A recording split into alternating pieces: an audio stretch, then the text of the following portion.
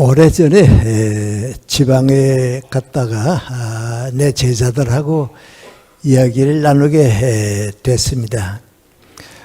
한 제자가 하는 얘기가 선생님 저는 연세대학교 사학과를 나왔는데 학교에 다닐 때는 열심히 공부도 하고 좀 자랑스럽게 지났는데 졸업하고 한 25년쯤 지나니까 그때 강의 들었던 것 또 배운 것들은 다 잊어버리고 기억에 남는 게 없습니다. 그런 얘기입니다.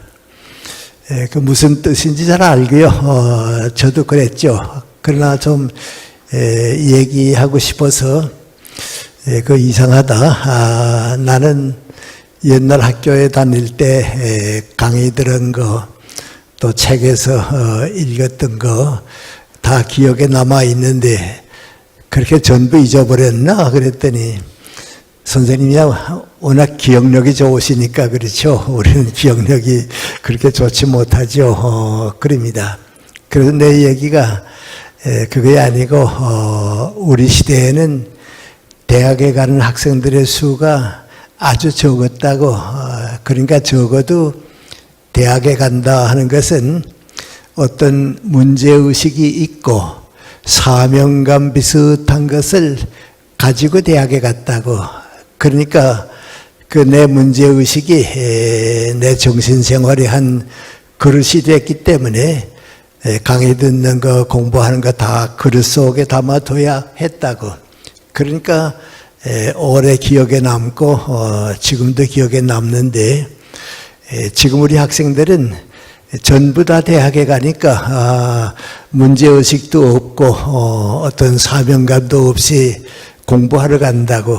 그러니까 고등학교의 연장이지 대학다운 생활은 옛날만 못하다고 그랬습니다. 그래서 인류대학에서 성적이 좋은 사람이 사회에 나와서 보람 있는 일을 하는 게 아니고 인류대학이 아니더라도 문제의식을 가진 사람이 이 다음에 사회에 나오게 되면 봉사도 하고 일도 하는 거라고. 근데 지금 대학생들이 너무 문제의식을 가지지 않고 사회에 대한 사명감도 없으니까 우리 시대하고 좀 다르다고. 그러나 강의 들은 거 다 잊어버리는 거 그건 걱정할 필요가 없다고. 왜냐하면 교육이라고 하는 것은 콩나물에 물을 주는 것 같아서 물을 주면 자꾸 물은 흘러내려갑니다. 그런 동안에 콩나물이 자라게 되어 있습니다. 오히려 물 흘러가는 게 아깝다고 해서 물에다가 잠가 놓으면 콩나물은 썩어버리고 맙니다. 흘러내려가야 합니다. 그동안에 교육은 인간은 성장하는 겁니다. 그런데 문제는 대학을 나온 다음에는 콩나물에 물을 안 주는 것 같이 공부를 안 한다고.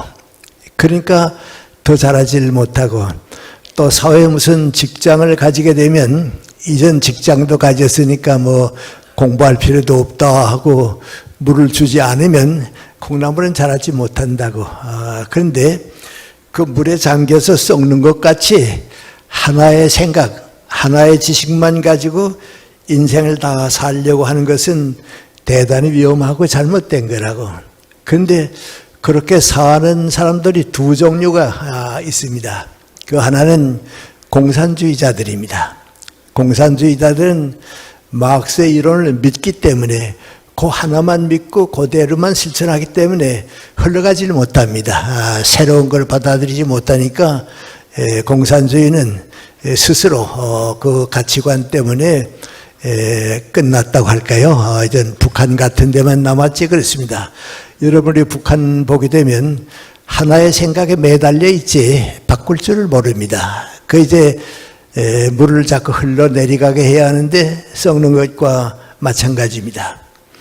그 다음에 우리가 대단히 조심해야 하는데 또 한 가지 그런 사람들이 있습니다. 한 가지만 믿기 때문에 새로운 걸 받아들이지 못하는 사람은 아주 보수적인 학자들은 근본주의 신앙을 가진 사람들이라고 그럽니다. 이 사람들은 내가 하나 믿게 되면 그 이상 새로운 걸 받아들이지를 못합니다. 그래서 기독교는 항상 새로운 신앙을 가지고 창조해가는 신앙인데 그걸 가지지 못하고 하나만 꼭 믿어버리고 거기에 붙잡히게 되면 콩나물에 물을 주지 않는 것 같아서 굳어버립니다. 그래서 세계의 문제를 걱정하는 사상가들이 하는 얘기가 있습니다. 공산주의는 100년 못 간다고, 못 가게 돼 있다고. 그런데 종교적인 근본주의는 아직도 200년쯤은 사회를 괴롭힐 거라고 그럽니다. 지금 여러분 이슬람교가 그렇죠? 우리 기독교도 잘못돼서 아주 창조적인 힘을 잃어버리게 되면 물에 썩어버리는 것 같아서 사회에 고통을 주고 어려움을 주는 것이 많이 있습니다. 지금 우리가 그걸 찾지 않으니까 그렇지. 그래서 예수님은 아주 새롭게 창조해 주신 분이고 우리가 신앙을 가진다고 하는 것은 항상 나와 역사와 사회를 새롭게 창조해 가는 것이 기독교입니다. 근데 이상하게도 나는 이제 철학이 전공이기 때문에 철학하는 친구들 많이 만나는데 이 철학자들은 기독교를 받아들일 때 창조적인 종교로 받아들이는데 오히려 신학자들 가운데 일부 보수적인 목사님들 가운데 신앙을 굳은 것으로 받아들여서 창조적인 생명을 잃어버리게 되면 그건 대단히 잘못됩니다. 그건 기독교가 침체돼서 사회에 도움을 주지 못하게 되고 그렇습니다. 근데 오늘 제가 처음 말씀드리려고 하는 것은 그러면 이제 어떤 새로운 출발을 해야 하느냐 하는 건데 아주 우리 다 아는 얘기입니다. 사람은 20살쯤 돼 있을 때는 다른 생각은 다 안 해도 내가 50쯤 된 다음에는 어떤 인생을 살게 될까?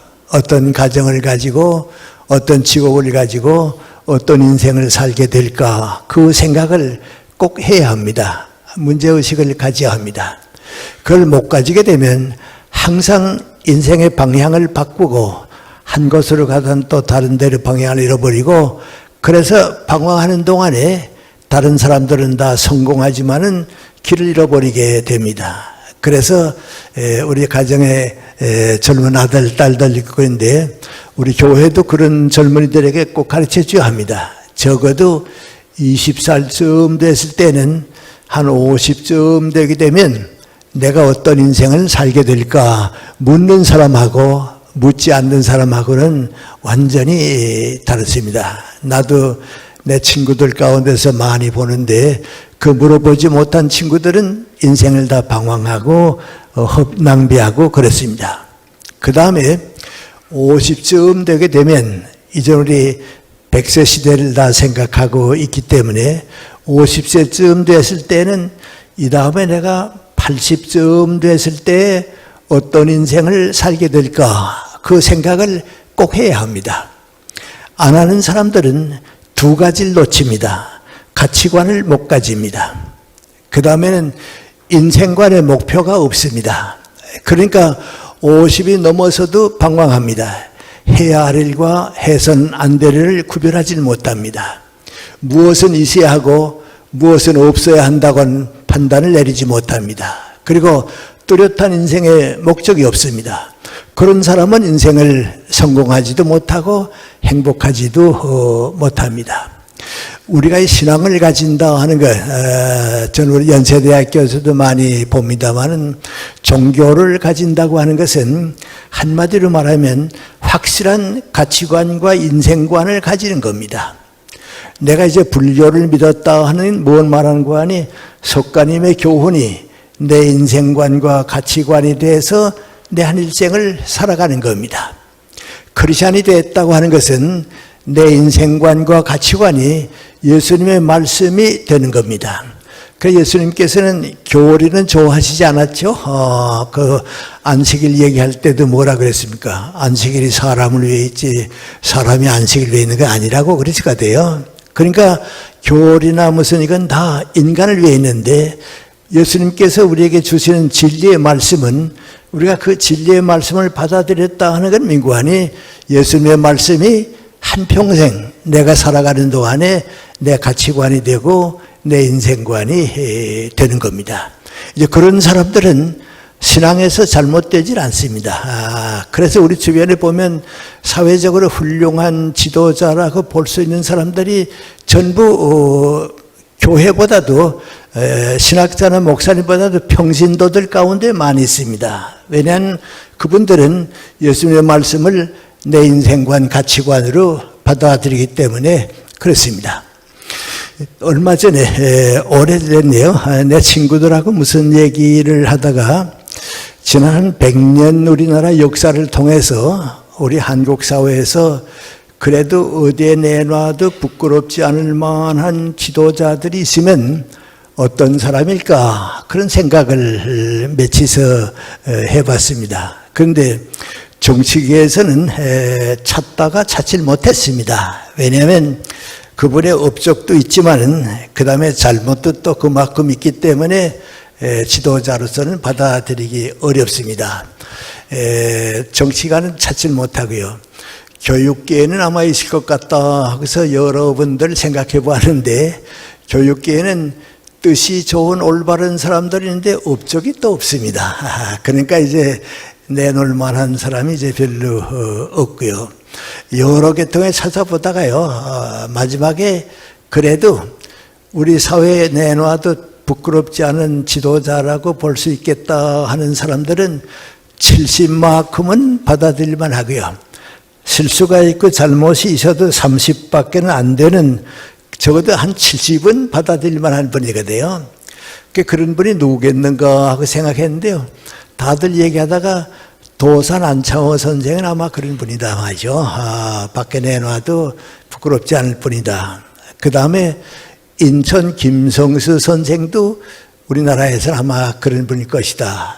그 다음에 기업계에는 없을 걸로 알았습니다. 사업가는 없을 줄 알았는데 또 생각하다 보니까 유한양행을 설립한 유일한 씨는 아마 어디에 내놔도 부끄럽지 않겠다. 그분의 생애를 봐서 부끄럽지 않겠다. 예를 들어 말하면 지금도 정경유착 때문에 오는 죄악들이 많이 사회학이 이런데 그분은 사업에 크게 성공하고 이승만 박사가 가까운 사이니까 정치자금 요구했지만은 정치자금 한 푼도 안 냈습니다. 왜냐하면 기업하는 사람하고 정치인들이 손을 잡게 되면 사회 부패는 막지 못한다고 말이죠. 그랬습니다. 그래서 정부에서 제 돈은 많이 벌었는데 정치자금 안 낸다고 세무사찰하라고 세무사찰 시켜봤습니다. 그랬더니 안 내도 되는 세금까지도 회사가 다 계산해서 냈습니다. 다른 회사 같으면요, 그래서 그냥 묵인했을 텐데 정부의 그 국세처에서 생각했던 액수보다는 더 많은 세금이 나왔습니다. 그분 생각을 민구하니 세금은 끝까지 많이 내라 나라 위해서. 그러나 정치 자금은 안 한다고. 지금 사회에 그런 기업하는 사람들이 거의 없지 않아요. 요새 우리 다 압니다만은 그랬습니다. 그리고 그분이 미국 가서 이제 30대가 되면서 23만 불을 벌었는데요. 그건 아주 그때는 큰 돈입니다. 그거 가지고 와서 이제 요한양행을 해서 이제 성공을 했는데 세상 떠나고 난 다음에 유언장을 봤습니다. 그랬더니 당신을 위해서 남겨놓은 건 가족을 위해 남겨놓은 건 하나도 없습니다. 전부 다 사회에 환원했습니다. 그리고 딸에게는 너 대학 졸업할 때까지 필요한 학비는 내가 주겠다고 그래서 주식을 좀 남겨주어서 그걸로 대학 졸업하게 해주고요. 아들 보고서는요. 내가 너 대학 교육까지 다 시켰으니까 이제 내 힘으로 살라고 말이죠. 내 능력을 살라고. 하나도 유산 남기지 않았습니다. 애손녀에게도 대학 졸업할 때까지 학비 내놨습니다. 그리고 당신은 아무것도 가지지 않았습니다. 근데 그 따님이 그 주 받은 걸 쭉 그냥 가지고 있었습니다. 그래서 그 주가 자꾸 올라가서 그 따님은 세상 떠날 때 그 주값이 105억이 됐는데요. 그것도 다 사회에 내놓았습니다. 그러니까 그분은 하나님께서 나에게 맡겨준 하는 청직이니까 그걸 전부 일해서 우리 사회에 주고 당신은 빈손으로 갔습니다. 그런데 우리 이제 겉으로 그냥 모르다가요. 어째서 도산 같은 인천 같은 그 유일한 선생 같은 분이 그렇게 우리 사회 지도자가 됐는가 보는데요. 그 세 분이 다 크리스찬입니다. 네, 전부 다 신앙인입니다. 단지 인천 선생 좀 늦게 신앙을 가졌지만은 유일한 선생도 아버지가 장로고요. 미국 가서 자랄 때 기독교 가정에 자라고 신앙입니다. 교회 많이 나왔다 안 나왔다 그걸로 표준 삼는 건 아닙니다. 그 가치관과 인생관이 도산 선생은 뭐 말할 것도 없습니다. 그게 바로 예수님의 말씀을 내 인생관과 가치관으로 받아들인 사람들은 우리 사회의 모범이 되고 또 예수님의 말씀이 진리가 되는 겁니다. 그래서 이제 50쯤 된 다음에는 80쯤 될 때 내가 어떤 인생을 살게 될까 그런 생각을 이제 하게 되는데 한번 생각을 바꿔서 그러면 이제 80을 넘도록 산다 하게 되면 인생에서 제일 보람 있고 가치 있고 행복한 나이는 언제쯤 될까 그런 생각을 해봅니다. 한번 내 친구인 안병옥 선생하고 또 서울대학의 김태길 교수하고 셋이서 그런 얘기를 쭉 하다가 인생에서 계란에는 노른자가 있어야 합니다. 그래야 이제 병아리도 까나오고 계란꽃을 하죠. 인생을 계란으로 보았을 때 그 노른자에 해당하는 것 같은 가장 행복하고 알차고 보람 있는 황금이라고 할까요? 그 나이가 언제쯤 될까? 셋이서 다 생각하다가 얻은 결론이 뭔가 하니 60에서 75세까지가 제일 좋은 것 같다. 그때가 제일 행복하고 좋았다 말이죠. 그런데 왜 그러냐면 60 이전에는 인간적으로 아주 성숙하지 못했다. 이전 다 익지 못했다. 좀 쉽게 말하면 철이 아직 안 들었다 말이죠. 그러니까 60이 되니까 철이 들더라. 인생은 이런 거고 후배를 대할 때 얘기할 수 있고 내가 나를 믿을 수 있으니까요. 60이 넘으니까 내가 날 믿을 수 있고 그리고 75세까지는 성장할 수 있더라. 공부하고 콩나물에 물 주듯이 노력하는 사람은 75세까지는 성장한다고. 생산적이고요. 창조적이라고. 그런데 75세까지 올라간다 오면은 그 다음엔 더 올라가는 게 좀 힘든 것 같아요.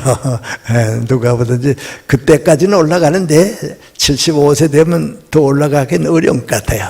그 다음에 이제 그게 얼마나 연장되느냐 하는 겁니다. 얼마나 연장되는가 하는데 내 친구들도 가만 보면요. 85세까지는 다 연장돼요. 85세까지 연장되고요. 조금 더 가는 건 보통인데요. 예를 들면 우리 전주교 김수환 추기경도 85세까지는 충분히 일했거든요. 내 친구인 안병 김태길 선생도 87세까지는 일했거든요. 안병 선생도 89세까지는 일했거든요. 이제 그 다음에는 건강 때문에 내려와요. 그건 할 수가 없고요. 간혹 어떤 사람들은 더 가는 것 같아요. 나는 좀 더 많이 가는 셈이에요. 지금까지 가는데. 그럼 이제 그 나이가 돼서도 왜 일하게 되는가? 예를 들어 말하면 이제 내 친구들이 75세까지는 성장하고 그걸 연장하거든요. 근데 콩나물에 물 주듯이 계속해 공부하고 노력하거든요. 85세까지 가는데 사회 수준이 떨어집니다. 사회 수준은 여기에 있고 내 친구들의 수준은 높으니까 연장되는 동안은 일하게 됩니다. 사회대에서 봉사하게 됩니다. 저도 요새 일주일에 보통 3번은 이제 가연도 가고 뭐 원고도 쓰고 그런데요. 내가 가지고 있는 수준이 있고 사회 수준은 낮으니까 원고도 쓰게 되고 무슨 가연도 하게 되고 일하게 되는 겁니다. 그런데 75세가 넘어서 더 성장했으면 좋겠는데 그건 좀 어려운 것 같아요. 그래서 60에서 75세는 제일 좋은 나이 같아요. 이제 우리 교수 사회에서도 보면요, 뭐 자연스럽게 이제 우리 나이가 된 사람들이 얘기합니다. 얘기하다가 후배 교수가 뭐 회갑이 됐다 그러면요, 저 친구와 철도 안 들었는데 해가 붙어도 했다. 내가 그때 철이 안 들었거든요. 그러니까 철도 안 들었는데 해가 붙어도 했다. 근데 그게 맞습니다. 살아보면요. 더 성장하고 나면 그 맞습니다. 또 거꾸로도 됩니다. 우리 연세대학교 철학과에 정석회 교수님이 계셨는데요. 92세 때입니다. 92세쯤 됐을 때 나보고 가만히 있자. 김 선생 연세가 어떻게 되더라? 그래요. 그래서 75세입니다. 그랬더니 한참 있더니 좋은 나이라구나. 그래야. 당시도 그때까지는 좋은 나이였거든요. 그래서 나는 여러분의 생애에서요. 60에서 75세까지는 제일 행복한 나이입니다. 네, 제일 좋은 나이입니다. 그런데 콩나물에 물을 안 주면 안 되는 것 같이 계속해서 노력하고 공부하는 사람들은 되는 겁니다. 그런데 전 지금 90이 넘었으니까요. 이제 2달 지나면 이제 우리 나이로 98세가 되니까요. 이제 좀 나이 많은데요. 90이 넘으면 이제 어떻게 되는가. 이제 다들 오래 사니까요. 옛날 70이 고희라고 했는데 전 70 넘는 사람보다도 90 넘는 사람이 많아지고 있거든요. 그런데 솔직히 고백하면요. 90 넘으면요. 내가 사는 건 힘들어요. 벌써 이제 내 몸에 뭐 종합병이라고 그러죠. 예를 들어 말하면 귀가 어두워지기 시작하죠. 눈이 잘 안 보이죠. 우리 어머님이 좀 오래 사셨는데요. 98세쯤 되니까요. 저게 누구 오면 누구지 모르세요. 가까이 온 다음에 너 아무개가 왔구나 합니다. 왜냐하면 시력이 떨어지니까 그렇습니다. 내 친구가 90세 때 만나는데요. 치과병원에 갔다 오더니 나보고 그래요. 이젠 치과에 가는 고생 싫어서라도 죽어야겠어. 그래요. 90 넘으면 개인은 힘듭니다. 다리에 힘도 빠지고 힘듭니다. 그래서 누가 나보고 묻기는 많이 피곤하지? 그러면 그렇다고 그럽니다. 힘들다 그럽니다. 그 행복하냐? 그러면 행복하다 그럽니다. 왜 행복하냐고? 내가 다른 사람을 위해서 아직도 봉사할 수 있기 때문에 행복합니다. 내가 이 나이에도 누군가에게 도움을 주고 누구에게 행복을 줄 수 있으니까 행복한 겁니다. 그것이 난 신앙이라고 생각합니다. 그래서 90이 넘으면 나는 피곤하고 어려움이 있어도 조금이라도 다른 사람에게 기쁨과 행복을 나누어 줄 수 있어서 행복합니다. 하고 또 사람이 그때 되면요, 나를 위해서 뭐 하겠다 하는 생각은 없고요. 될 수 있는 대로 많은 사람에게 뭔가 줘야겠다 하는 생각이니까 행복하게 되는 겁니다. 그래서 신앙은 내 신체적인 나이와 다르게 끝까지 봉사함으로써 행복해질 수 있으니까 행복과 내 인생은 올라가도록 되어 있습니다. 부르심을 받을 때까지 가게 돼 있는데 그게 바로 우리 신앙입니다. 신앙에는 그렇게 사는 겁니다. 그 다음에 두 번째는 우리 인간은 나 개인만을 위해서 하는 건 아닙니다. 가정이 있고 직장이 있고 사회생활을 하는데 요새 우리 사회가 너무 많은 어려운 문제를 안고 있습니다. 어제도 광화문 일대 5만 명이 모였다, 6만 명이 모였다. 그런데 다 보니까 걱정스러워서 나라가 걱정스러워서 하는 얘기입니다. 그런데 이런 우리 국가가 불행하게 되면 나는 행복할 수가 없고요. 국가가 잘못되면 나는 그 가운데서도 잘 살 수 있으리라 그건 없습니다.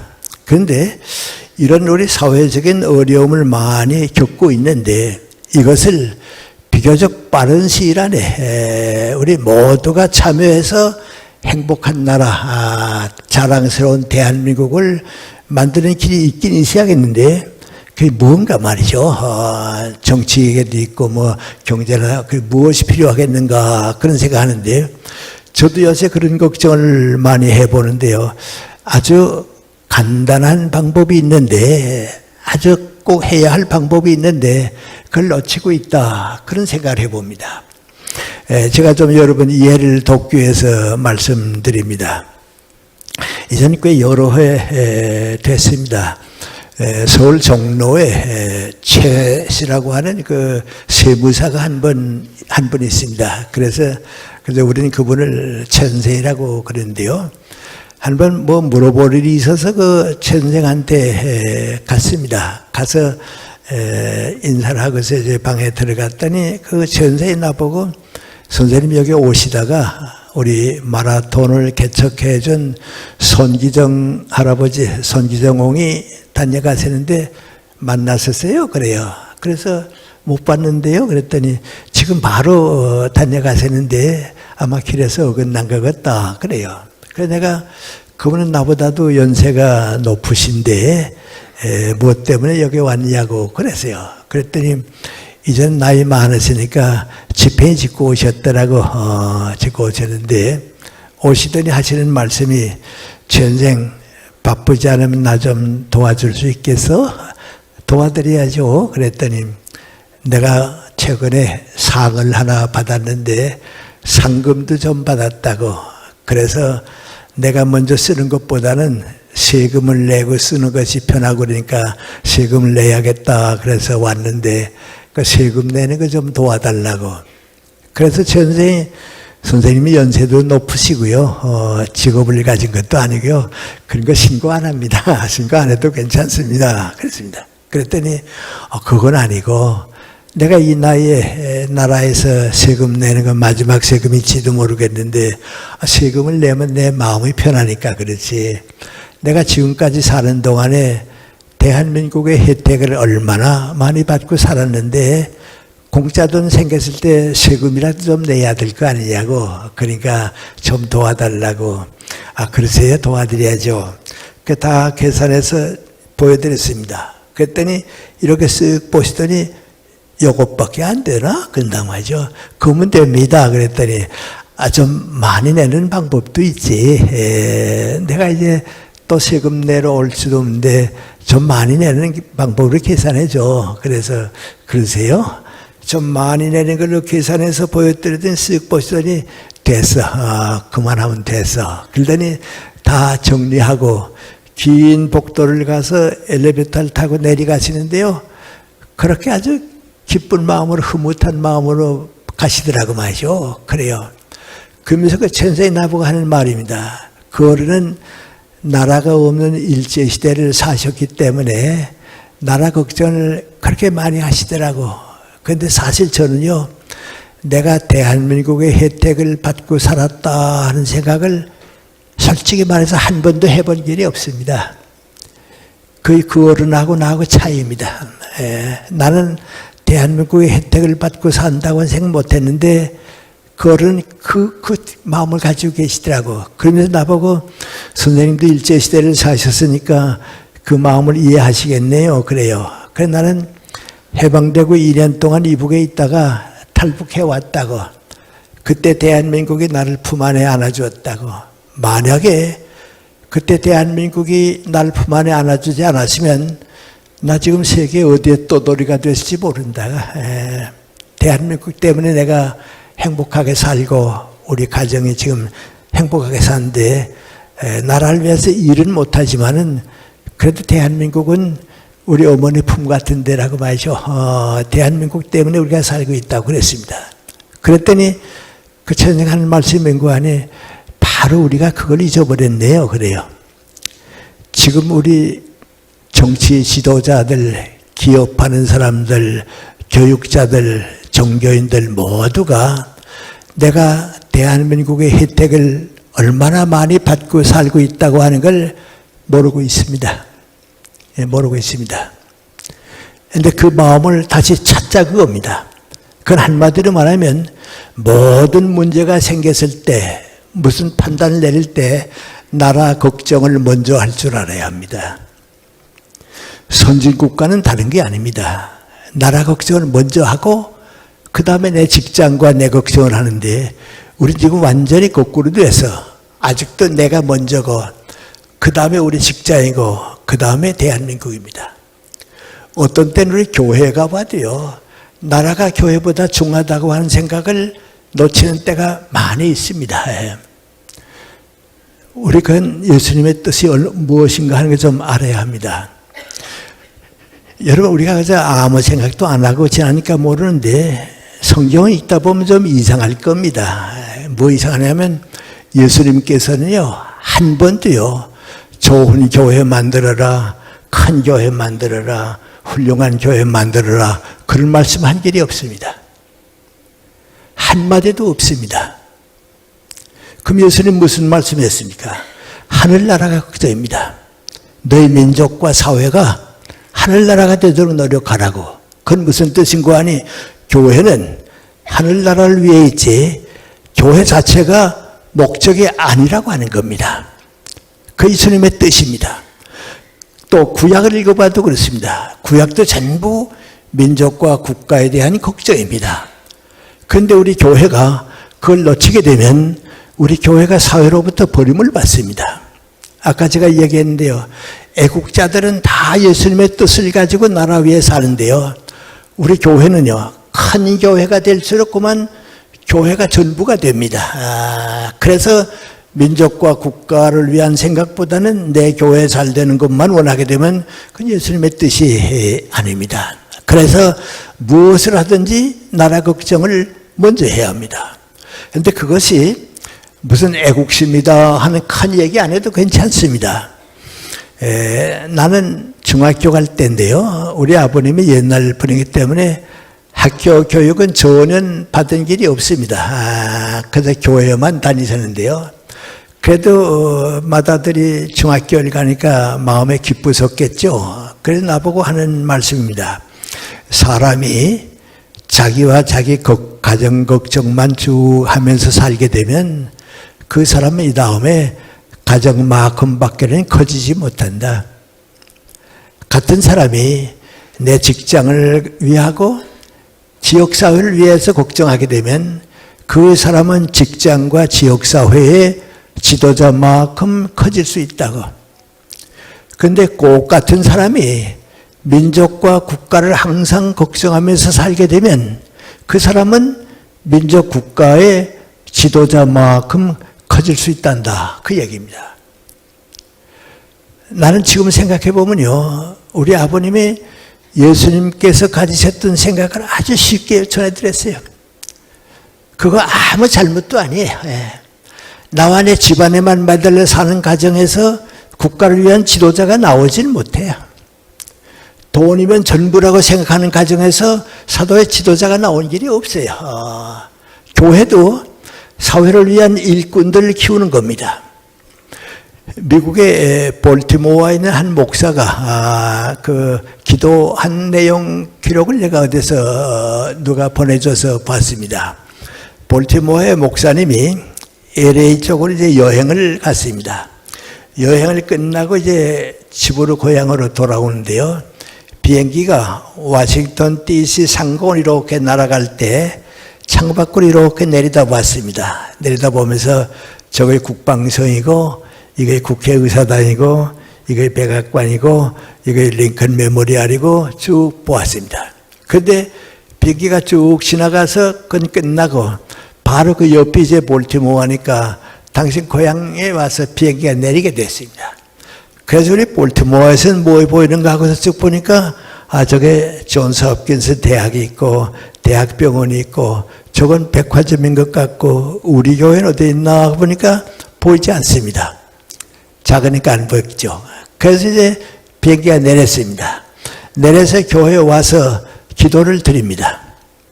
하느님, 우리 교회가 비행기에서 내려다봐도 보이지 않을 정도로 작은 교회 주신 것을 감사드립니다. 그래도 우리 교회를 다녀간 사람들이 백악관에 가서 일하고 국방서에 가서 일하고 국회의원이 되고 사회의 소금과 빛의 책임을 다하게 해주시니까 감사드립니다. 앞으로도 우리 큰 교회가 되지 않고 많은 주님 기뻐하시는 일꾼을 배출해서 사회에 보내는 교회가 되게 해달라고 기도드립니다. 그것이 우리 교회가 가지는 뜻입니다. 하늘나라를 위해서 우리가 해야 할 일이 바로 거기에 있습니다.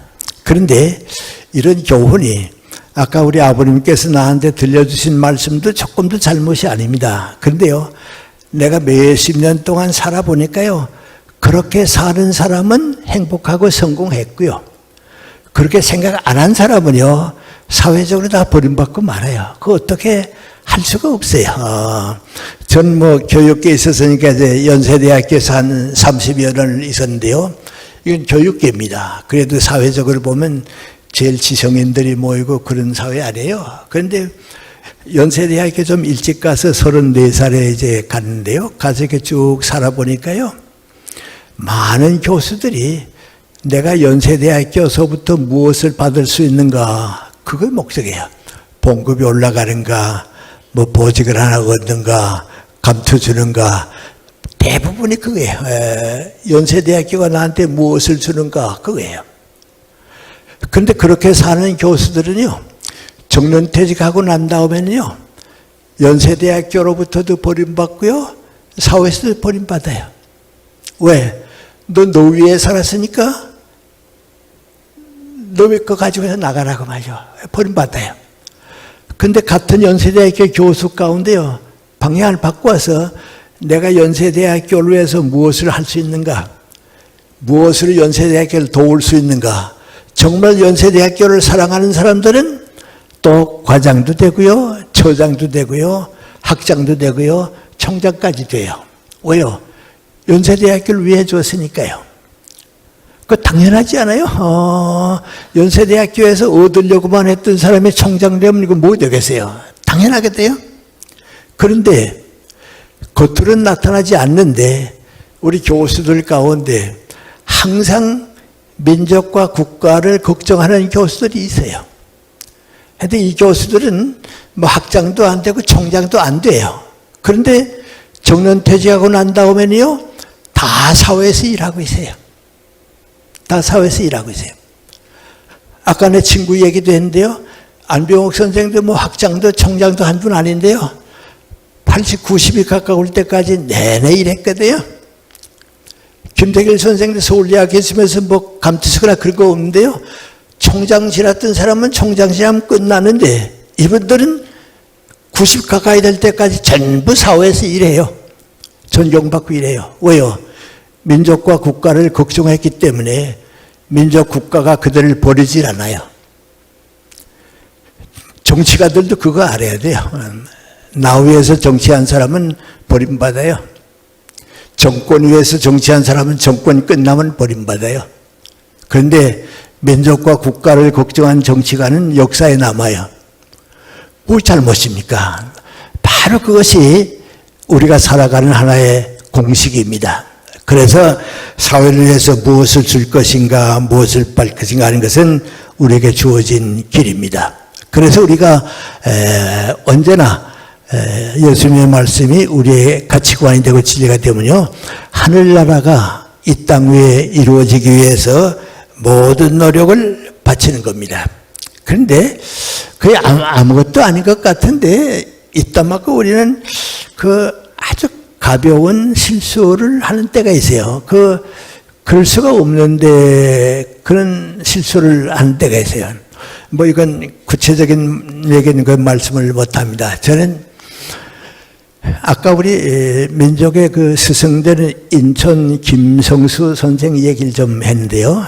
제가 27살에 중앙중고등학교에 교사로 갔습니다. 가서 3년은 평교사로 있고 1년은 이제 전쟁 때문에 좀 고생하고요. 3년은 교감 일을 맡아서 봤습니다. 그래서 이제 우리 교주 되시는 이사장 되시는 인천 선생을 이제 자주 만나고 그랬는데요. 그때 그분을 모시고 이렇게 있으면서 정말 많이 배웠습니다. 아주 난 30 전후 되니까 철이 없으니 많이 배웠습니다. 그분은 아주 인간관계를 대단히 원만하게 이끌어간 분이고요. 또 가장 많은 친구를 가지고 산 분이고요. 그렇습니다. 다 아시니까 우리 젊은 분들만 모를까 해서 말씀드린데요. 당신이 이제 해방되고 나니까요, 내가 이제 재산을 가지고 있는 것은 이건 잘못이라 말이죠. 이 재산을 농토죠, 땅이죠. 이제 사회 위해서 활용해야겠다. 그래서 이제 동아일보를 3.1운동 이후 다 준비하고 만들었습니다. 그러면 누가 생각하든지 동아일보 사장할 걸로 아는데 사장은 안 하고요. 당신 친구인 송진우 선생 보고서요. 당신이 나보다 유능하니까 좀 맡아서 좋은 신문사 해달라고. 그 다음에 또 많은 재산을 들여서 중앙중고등학교를 건축을 새롭게 하고 다 준비하고서는요. 당신은 교장 안 하고요. 교육에 대한 열성은 있어도 교장 안 하고 최두선 선생 같은 분한테 부탁해서 좀 좋은 교육해달라고, 민족을 위해서 교육해달라고. 하고 마지막 정성 써둔 거 이제 고려대학입니다. 보성점입니다. 그 전부 다 준비해놓고서 등고하니 당신은 청장 안 하고요. 현상현 선생한테 부탁해서 좀 좋은 학교 해달라고 말이죠. 그랬습니다. 아주 그렇게 후덕스러운 분입니다. 내가 그분을 이렇게 모시고서 쭉 살아보니까요. 그분은요. 아첨하는 사람은 절대 가까이 안 둬요. 아첨하는 사람은 이해관계 때문에 왔다가 배반하게 되거든요. 우리 사회 보면 다 그렇잖아요. 가까이 안 해요. 그 다음 두 번째는 나 출세하기 위해서 동료를 비방하는 사람은 가까이 안 해요. 우리 자기 빨리 올라가기 위해서 동료 비판하는 사람들이 가까이 안 해요. 세 번째는 편가르기 하는 사람은 절대 가까이 안 해요. 아주 편가르기 하는 사람은 올바른 판단을 못 하거든요. 그러니까 아주 가까이 안 해요. 난 그걸 보고서요. 나도 아첨하거나 동료를 비방하거나 편가르기 하는 사람이 돼서는 안 되겠다. 적어도 사회생활 할 때 그건 안 해야겠다. 그 평생 좀 거기서 배웠습니다. 하고 그분은 누구든지 사회와 민족을 위해서 저분은 이 다음에 일을 할 것이다 하는 사람은 끝까지 도와줘요. 끝까지 도와주고 그래요. 참 좋은 분이에요.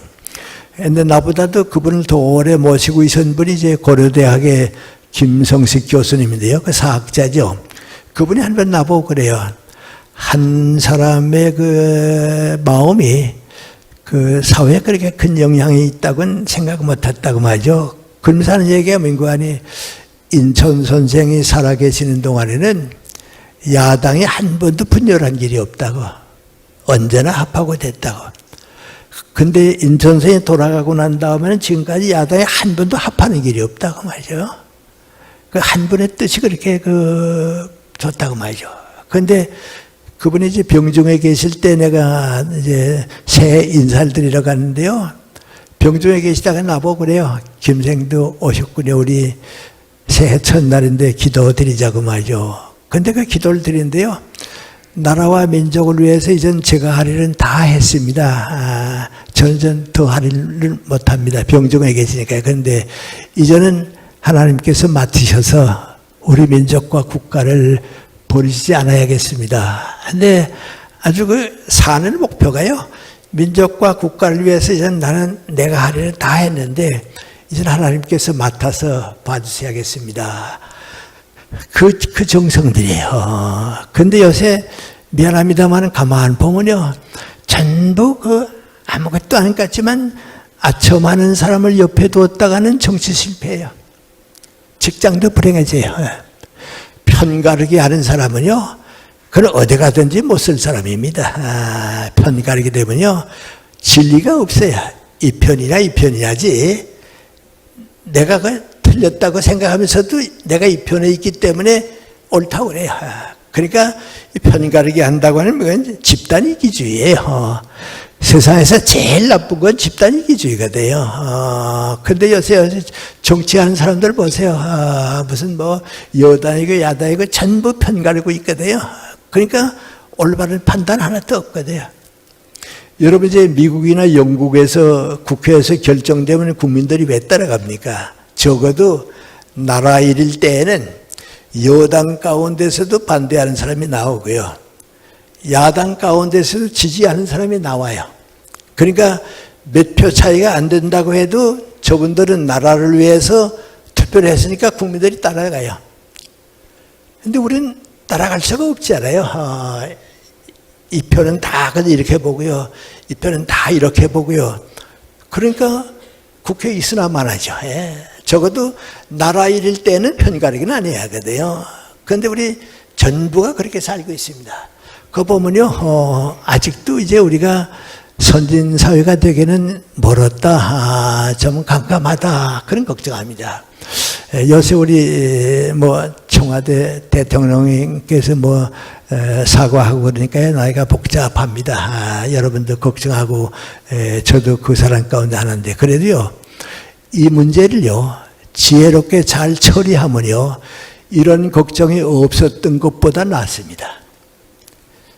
사회라고 하는 건요, 우리 서양 격언에 그런 말이 있습니다. 악마는 우리를 유혹하고 하나님은 우리에게 시련을 주신다 그럽니다. 악마는 우리를 유혹해서 무너뜨리게 하지만은 하나님께서는 우리를 쓰시기 위해서, 더 높은 일을 맡기시기 위해서 시련을 줍니다. 그걸 극복을 해야 합니다. 그러니까 아무 고생 없이 자란 젊은이들은 유능하지는 못합니다. 그래서 이런 거 있는 거 괜찮습니다. 문제는 지혜롭게 처리하는 국민이 되어야 합니다. 이거 처리하는 건 정치가가 아닙니다. 우리 국민입니다. 국민들이 조용히 나를 다 하면서, 공무원도요 이런 일이 있거나 없거나 생각 없이 똑같이 다 일하면서 침묵 가운데서 우리의 의사를 표현하면 됩니다. 그래서 법적으로 처리해가지고 이기게 되면요 없었던 것보다도 낫습니다.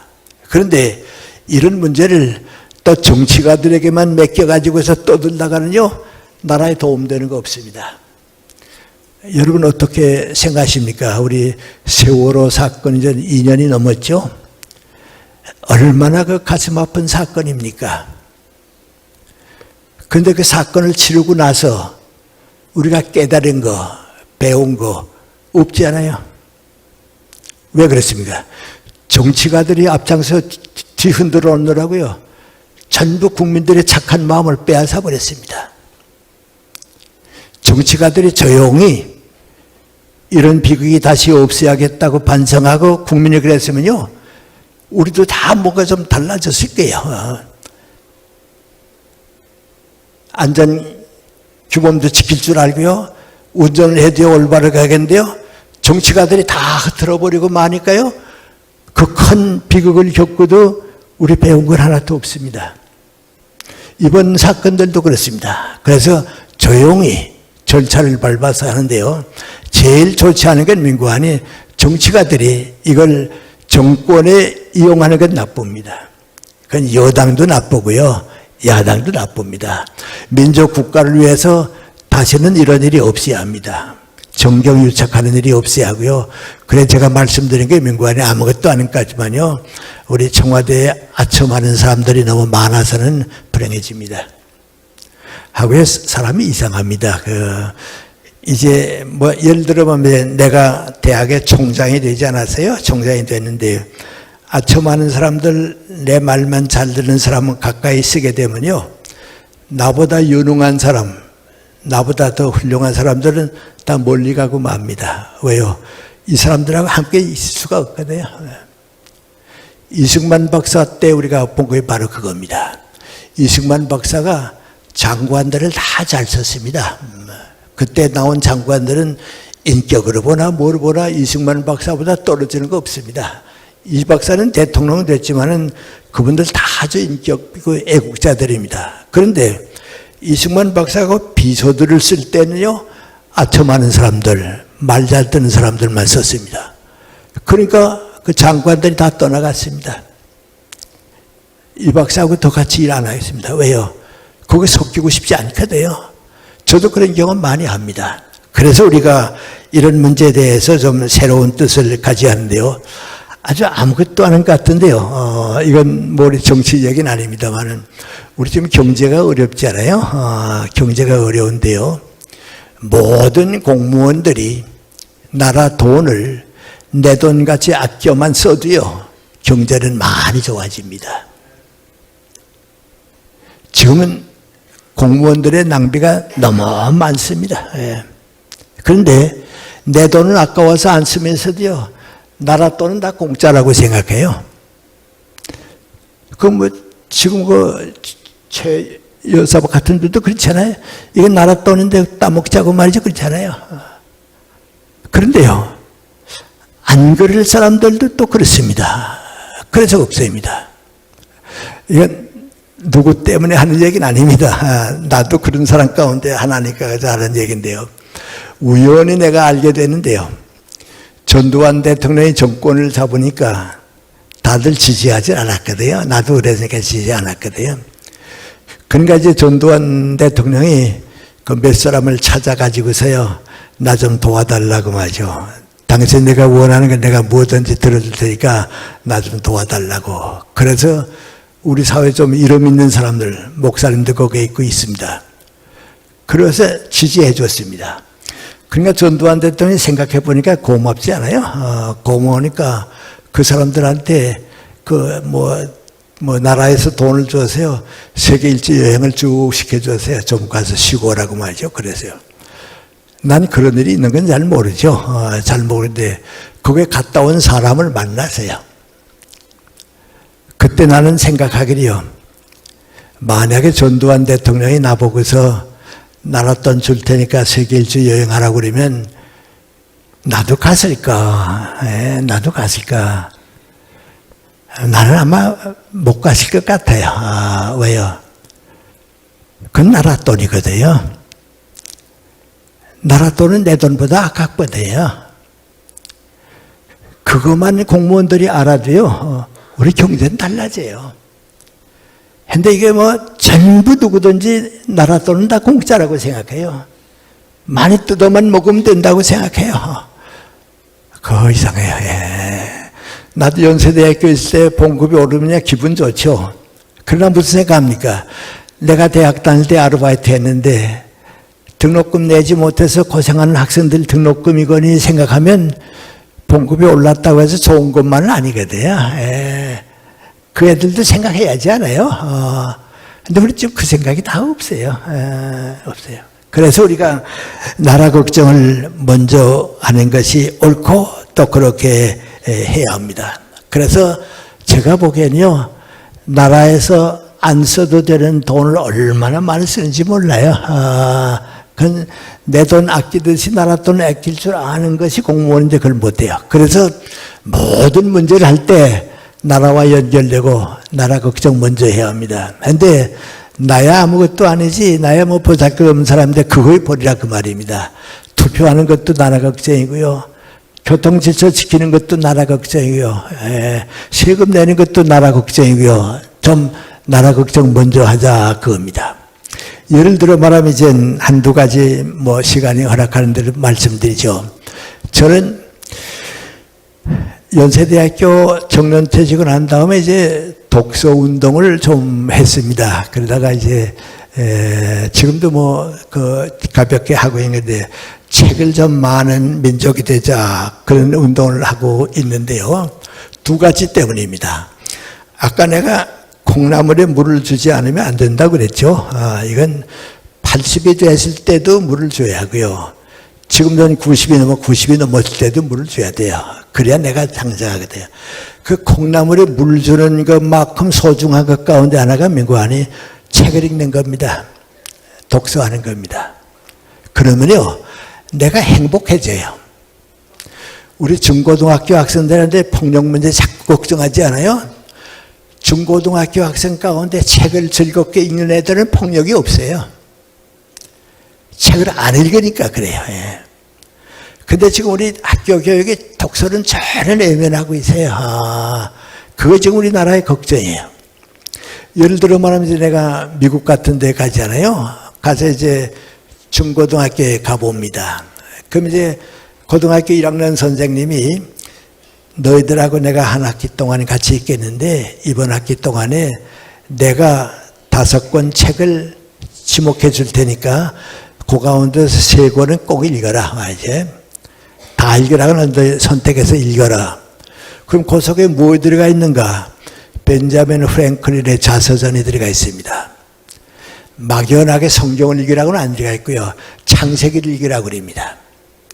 그 다음에 누가복음을 읽으라고 그럽니다. 이건 학교니까 이게 교회에서 성경 경전이라고 하는 게 아니에요. 그 책은 너희들이 인생을 살아가는 동안에 안 읽으면 안 되는 책이 있다니까 읽어라 말이죠. 그렇게 자꾸 읽게 합니다. 하고 대학에 가서 1년 반 동안은 전부 독서입니다. 전부 독서입니다. 그러니까 고전들 다 읽습니다. 그 나라하고 전혀 책을 안 읽는 우리하고 비교할 수가 있겠어요? 여러분 생각해 보세요. 우린 지금 수능시험 때문에요. 선생님들이 뭐라 그런지 아세요? 애들이 뭐 가다가 뭐 책 보고 있으면, 야, 너 수능시험이 내일 모레인데 책 읽고 있냐? 공부하지 그랬습니다. 책 읽는 게 공부지 뭘 공부입니까? 우리 지금 교육이 아주 우스워지고 말았습니다. 나는 이제 내가 쓴 글이 이제 고등학교 교과서에 들어갔습니다. 요 며칠 전에 전화가 왔는데 어느 교과서 만드는 회사에서 이번에 나온 책에서 좀 교과서에 넣겠다 그런데요. 그래서 이제 텔레비전 보면 선생님들 이제 내 글 갖다 놓고선 요거에 맞추고 뭐 요거 맞추고 뭐 그럽니다. 그 쓰는 사람을 만들어야죠. 쓰는 사람은 책을 읽어야죠. 예. 너무 우리 지금 독설 안 합니다. 근데 독설 안 하는 게 민구하니 정신적으로 빈곤해집니다. 콩나물에 물을 안 주는 것 같습니다. 읽은 사람하고 안 읽은 사람하고는 완전히 다릅니다. 그 읽는 사람은 아는데요. 그렇습니다.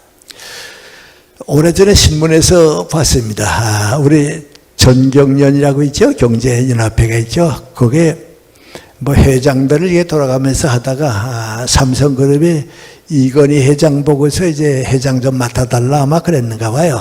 그랬더니 이건희 회장이 난 삼성그룹의 일도 바쁘고 건강 때문에 못하겠다고 사양했어요.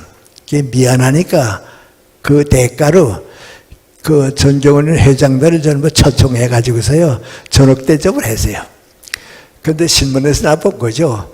거기 갔다 온 사람이 뭐라고 얘기했는 거 아니? 이건희 회장 초청 받아가지고 가서 봤는데 거기 가서 불란서에서도 마시기 힘든 제일 맛있는 포도주 마시고 왔다고 마셔. 와인 마시고 왔다고 마셔. 그래서요. 좋은 일이죠. 좋은 일이죠. 근데 나는 그거 보면서요. 나도 이 다음에 돈이 생기면 그 포도주는 사서 마실 수 있는데 저분들은 시를 읽는데 오는 행복감, 고전을 읽는 데서 오는 행복감, 그건 모르고 사는구나 마셔. 그건 포도주하고는 완전히 다른 정신적 가치인데 그래요. 우리 지금 정신적 가치가 너무 빈곤하니까요. 우리 콩나물이 자라지 못하지 우리가 자라질 못해요. 그래서 독서운동을 좀 했으면 좋겠다 그런데요. 또 왜 그런가? 아마 여러분 내가 이렇게 설명하면 아실게요.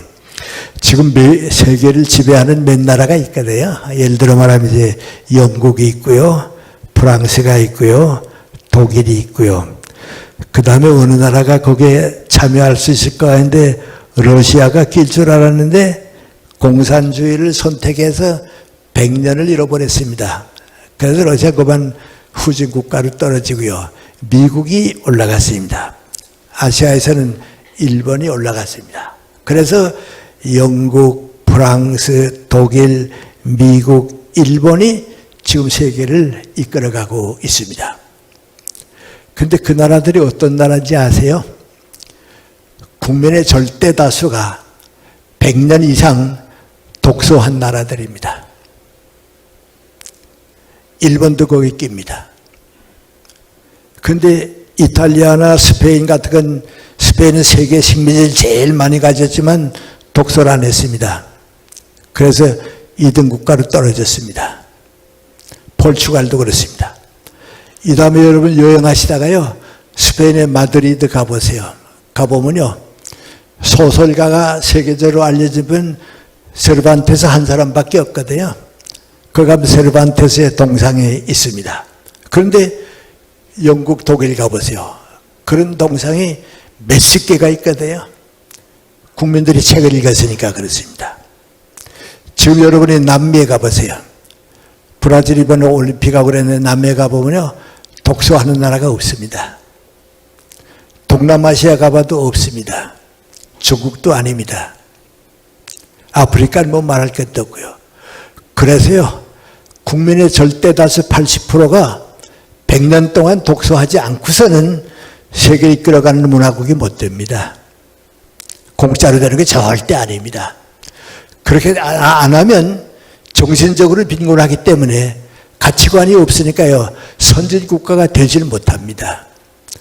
그래서 나는 우리 50대 좀 넘은 사람들이 아들, 딸들에게 모범을 보여주기 위해서라도 책을 좀 많이 읽었으면 좋겠어요.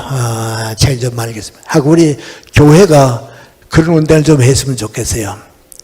너무 안 하는 것 같아요. 얼마 전에 서울에서요, 감리교회 은퇴 목사님들이 150명 모였습니다. 내가 얘기를 좀 해달라고 해서 갔습니다. 가서 내 얘기 다 끝나고요, 몇 분하고 앉아서 얘기하다가 그래서 큰 생각은 없이 물어봤습니다. 우리 목사님들 가운데 공자의 생애와 사상이 기록되어 있는 논어를 읽은 분이 몇 분이나 될까요? 그랬습니다. 그랬더니 학교에서 안 배웠으면 없지요, 그래요. 그건 대단히 잘못된 사회입니다. 목사님은 우리 사회 정신적 지도자가 돼요. 그러니까 논어는 안 읽고도 된다고 하는 건 그건 잘못된 생각이 돼요. 왜요? 2300~400년 동안 온 세상 사람들이 다 읽은 책을 우리는 안 읽었다 하면 그건 뭐 잘못되지 않았어요? 네. 근데 그게 지금 우리 현실입니다. 그래가지고서는 세계를 가지 못합니다. 그래서 우리가 독서하는 민족이 되어야 하는데요, 그걸 잊어버리게 되면 안 됩니다. 또 한 가지 말씀드리고 싶은 건데요, 신앙은요 언제나 새로운 사명감을 우리에게 주게 되어 있습니다. 신앙을 가졌다 하는 것은요, 내 생활을 이렇게 바꾸어 놓는 겁니다. 사명감을 바꾸는 겁니다. 갑자기 좀 그 생각이 납니다. 내 책 가운데 우리는 무엇을 믿는가 하는 책이 하나 있습니다. 그런데 미국의 텍사스 대학의 노광해라고 하는 내 제자가 그 대학의 교수입니다. 미국 대학의 교수입니다. 그 교수가 이제 미국서 교수가 되면 처음에는 다 자랑스럽고 다른 사람도 부러워하고 그랬는데요, 오래 교수 생활을 하다 보니까 고민이 생겼습니다. 그 명관이 내가 한국에서 교수가 됐으면 제자들이 있고 보람이 있고 그러겠는데, 미국에서는 교수가 되면요 그저 강의하고 학점 따고 끝나면 제자들도 다 가버리고 말고요, 같이 있었던 교수들도 한번 같이 일할 때는 서로 반갑게 지나지만 끝나고 나면 인간관계가 없어지거든요. 그래서 이 노광해 교수가 내가 한국의 교수가 됐으면 제자들도 있고 보람이 있었을 텐데, 미국 교수가 돼서 제자 하나 없고 찾아오는 데 없고 한국 나가서 한번 좀 늦게라도 좀 교수가 되어볼까, 그냥 한번 안식년이 돼서 왔습니다. 와서 영남대학에서 1년 동안 가르쳐 봤습니다. 근데 아들 셋이 다 미국서 교육받고 있고요, 부인이 또 미국서 대학원까지 나왔으니까 좋은 직장 가지고 있고요, 올 수가 없습니다. 그래서 이제 다시 미국 갔습니다. 갔는데 이제 한번 나한테 편지를 안 하던 제자인데 편지를 해봤어요, 학교로. 편지를 보니까 뭐라고 썼는 거 아니, 선생님 제가 지난 얼마 전에 휴스턴에 갔다가 한국 책방을 들러봤습니다. 근데 그거 보니까 선생님이 쓰신 책 가운데 우리는 무엇을 믿는가 하는 책이 있어서 뭐 특별한 생각은 없고 고등학교 때 은사니까 한번 갖다 읽어봐야겠다 해서 그걸 제가 읽었습니다. 그리고 그거 읽기 시작하니까요 자꾸 끌려서 다 읽었습니다. 읽고서 내가 많은 걸 깨달았습니다. 제일 중요한 건 뭔가 하니, 내가 한국의 교수가 되면 보람이 있었을 텐데 미국에 와서 교수가 되니까 헛수고를 한 것 같다 하는 생각을 가지고 있었는데, 선생님 책을 다 읽고 나니까 그게 아니고 하느님께서 너는 미국 가서 교수의 사랑을 받아볼 줄 모르는 미국 학생들을 사랑해주고 스승이 되고 정말 제자들 위한 교수가 되라. 그래서 날 보낸 걸 몰랐구나 말이죠. 내가 그 몰랐구나. 그래서 이제는 누구보다도 미국 학생들을 사랑하고 내 제자들 위해주고 그리고 살기 시작하니까 새 출발했다고 그래요. 새 출발했다고. 근데 내 아내가 또 그 책을 다 읽고 나더니 하는 말이 뭔가 하니, 그 지금까지 백인 사회에서 직장 가지고 월급 받고 그저 살았는데 이제는 아니라고. 그 미국 사람들을 정말 위해주고 사랑해주고 이 다음에도 우리 직장에 한국 여자가 한 사람 있었는데 그렇게 우리를 위해주고 사랑해줬다고 그 책임 있는 걸 몰랐다고 말이죠. 그래서 우리 부부가 새 출발하게 됐습니다. 그 얘기입니다. 근데 나는 내 책 가운데 그런 얘기는 없습니다. 예수라고 하는 책을 읽은 어느 고등학교 선생도 맹구하니 꽃 같은 겁니다. 근데 그 꽃 같은 게 맹구하니 그 책에 있는 내용이 아니고 그 책을 통해서 그리스도를 받아들이고 나니까 오늘까지 내가 하던 일이 새 출발하는 겁니다. 그래서 그분은 미국 학생들 위한 교수가 되어야겠다. 또 한 고등학교 선생님 맹구하니 지금까지 월급 받아 먹고 사는 선생이었는데 이젠 정말 내 제자들을 사랑해야겠다. 그래서 인생관이 바뀌는 겁니다. 사명을 가지게 되는 겁니다. 그래서 우리 신학을 가진다고 하는 것은요, 나이 관계 없습니다. 그리스도를 받아들일 때마다 새 출발하게 됩니다. 예수님 생각을 하게 되면요, 과거에 몰랐던 거 지금 깨달으면 또 새 출발하게 되고요. 또 몰랐던 거 깨닫게 되면 또 새 출발하게 되고 그렇습니다. 그래서 우리가 그리스도와 더불어 있는 사람은 항상 나이 많다 적다는 상관없고요. 차원 높은 예수님의 마음과 같은 새 출발을 하게 되는 겁니다. 시간이 다 됐기 때문에요. 얘기 하나 하고서 그치겠습니다. 제가 몇 해 전에 어느 대학에서 상을 하나 좀 받게 됐습니다.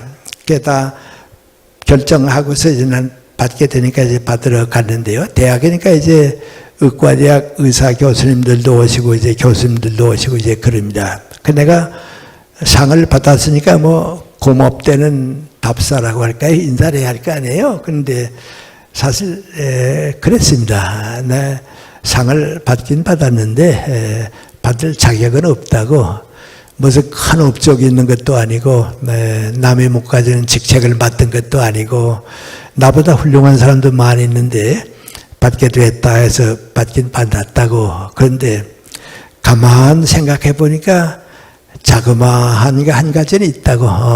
그걸로 상을 좀 받겠다 하는 거 있다고.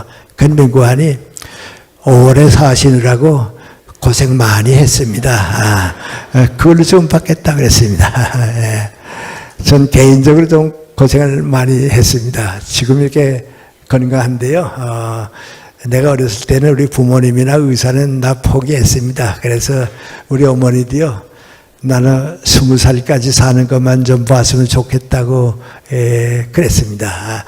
그 건강을 지금까지 지키고 유지해 오니까 남 모르는 이제 어려움이 있죠. 또 좀 무척 가련하게 살았습니다. 뭐 대학 교수로 있으니까 어느 정도 괜찮긴 한데요. 40대 때까지는 내가 애들 6을 키웠거든요. 그러니까 한때는 월급은 나 혼자 받고요. 부양가족은 10명이 됐어요. 어머님도 계시고 내 아내도 있고요.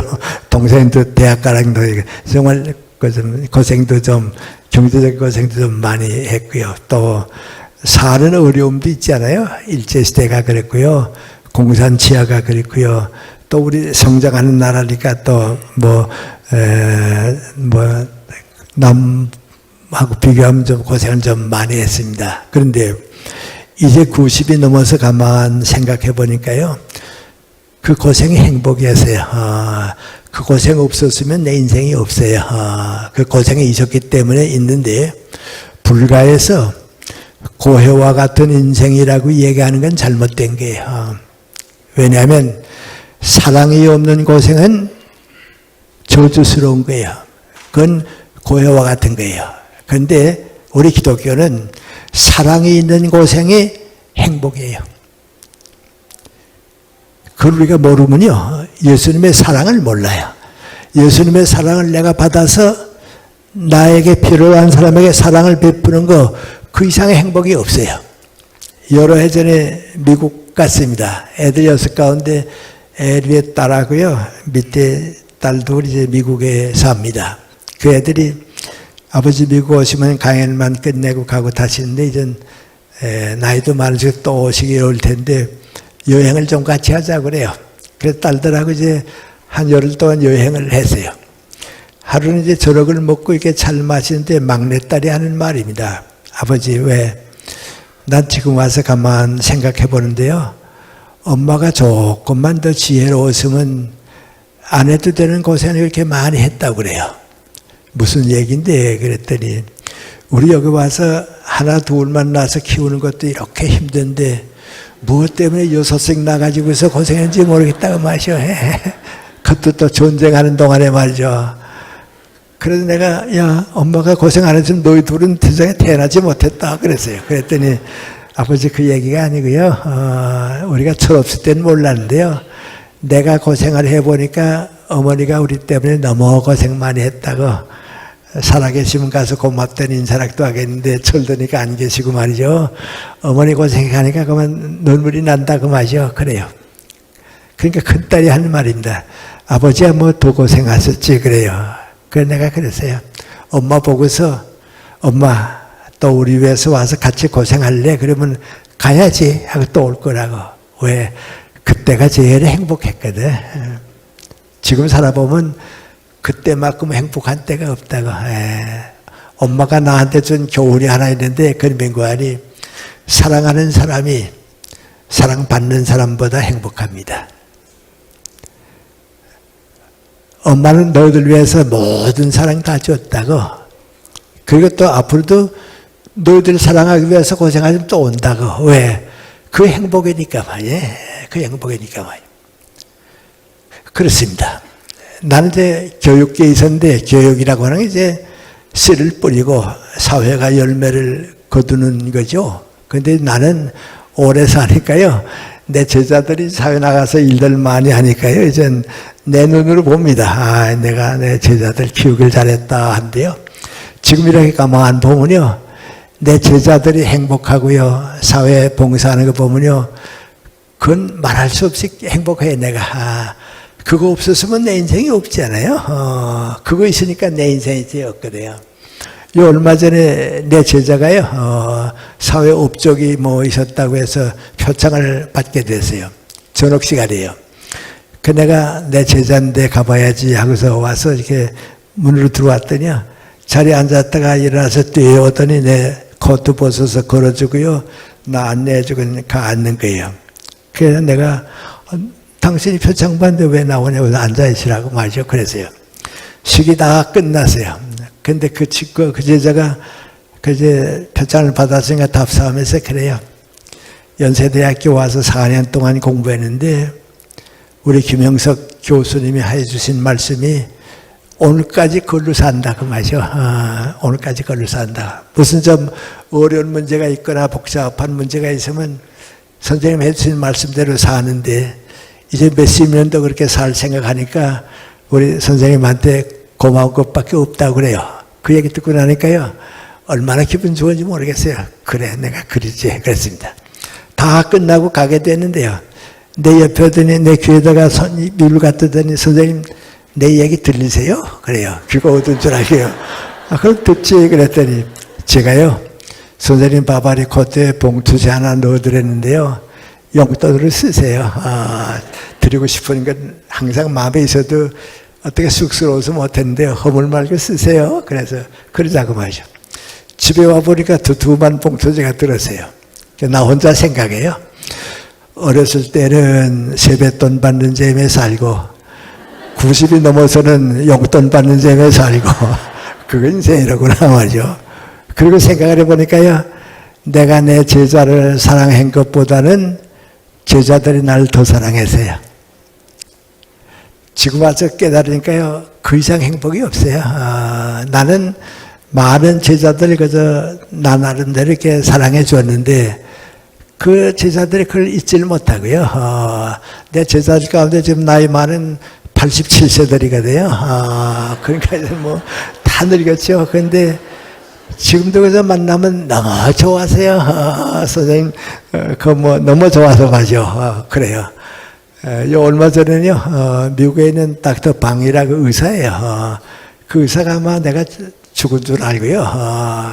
다 이제 세상에 안 계시는 줄 아는데 텔레비전 보니까 내가 나오더래요. 아이고, 우리 선생님 살아계시는구나 말이죠. 더 늦기 전에 내가 가서 좀 인사드려야겠다. 그래, 서울에 있는 고등학교 때 제자들한테 나 우리 김생님 모시고 점심 대접하고 싶은데 너희도 오라고 말이죠. 다 모으니까 8명이에요. 내 제자가 9명이에요. 그래서 63 빌딩에서 이제 점심 대접한다고 갔어요. 가서 이제 앉아있는데 그 제자가 하는 말입니다. 제가 고등학교 3학년 때 토요일 오후마다 선생님이 우리한테 성경 공부 가르쳐 줬는데 그때 그 말씀을 못 들었으면 내 인생이 어떻게 됐을까 하는 생각이 난다고. 그래 항상 생각하고 있었다고. 그런데 아직 살아계시니까요. 제가 어른 선생님 점심만 대접하는 게 아니고요. 제가 큰절 한 번 드릴게요. 그러더니 날 앉으라 그러더니 그 말이 엎드려가지고 큰절 드린가요. 다른 데 8명도 되는 거 아니에요. 우리도 드리자고 말이죠. 다 드려요. 오면서요. 내 사랑이 나를 행복하게 만들었어요. 여러분 그게 뭔지 아세요? 의사도요. 정말 환자를 사랑해보지 못했으면요. 그 의사가 뭔지 몰라요. 환자를 사랑하니까 의사고요. 정치가가요. 정말 국민을 사랑해보지 못했으면요. 정치가 뭔지 모르는 사람이에요. 값없이 산 사람이에요. 뭐든지 다 해요. 그 바로 뭔가에 내 목숨과 시간과 모든 걸 바쳐서 사랑할 사람이 있고 사랑할 나라가 있고 사랑할 이웃이 있으면 그걸 사는 거예요. 그 예수님의 뜻이에요. 예수님이 우리 위해서 그 사랑의 무거운 짐을 다 지셨거든요. 우리도 그걸 지고 사는 거거든요. 그래서 그 예수님의 사랑이 내 마음에 머무는 동안 나도 우리 이웃과 사회를 위해서 사랑하는 거. 이 다음에 나이 들면요 그것밖에 남는 거 없어요. 그래서 우리가 주님 앞에 감사드리고요. 주님의 뒤를 따르겠습니다 하는 선택을 하고요. 다른 모든 것보다도 내가 더 많은 사람에게 사랑을 베풀 수 있으면 그 예수님의 뜻이에요. 나도 이제 나이 드니까요. 오래 더 살진 못하겠습니다만은 그런 생각이에요. 사람은 언제까지 사는 게 좋은가 하는데요. 일할 수 있고 다른 사람에게 작은 도움이라도 줄 수 있는 때까지 살면 돼요. 바로 예수님께서 우리 위해서 그렇게 사셨어요. 그러니까 우리 인생은 항상 사랑 안에서 예수님 마음과 더불어 새 출발을 하는 것이 우리 신앙인들의 자세입니다. 한번 그런 마음을 가지시고서 새 출발해 보세요. 그 이상의 인생을 우리는 다른 데서 아마 찾을 길이 없을 겁니다. 그래서 신앙은 항상 주님과 더불어 새 출발하는 출발이라고 하는 생각을 함께 해 주시기 바랍니다. 고맙습니다.